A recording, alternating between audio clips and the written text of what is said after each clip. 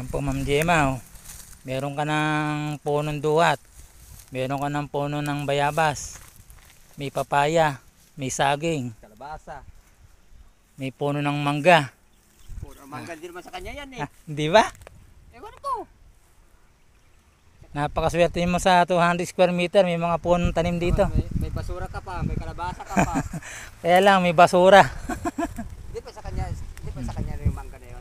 Hindi na pumasok yung Ma'am Gemma yung Indiang mango na yun. Hindi na. Grabe sukal na to Ma'am Gemma. Eh, yung iba hindi ko makakater, kailangan tanggalin ng kahoy, oh. Nagbalalaki yung mga kahoy. May bangid dyan eh. Pero maraming puno ng saging, oh. Yung kalabasa mayroon dyan. Sana may mga bunga na to eh. Tanim kong saging to eh. Ang problema eh, pinagtatabas ng developer eh.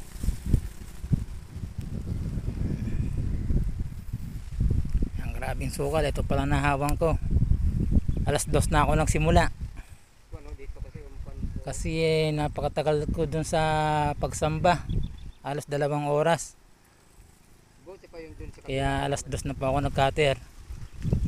Nagluko pa yung grass cutter ko. Nagluko ko kaya nagkalikot pa ako ng cutter. Ginawa ko pa uli.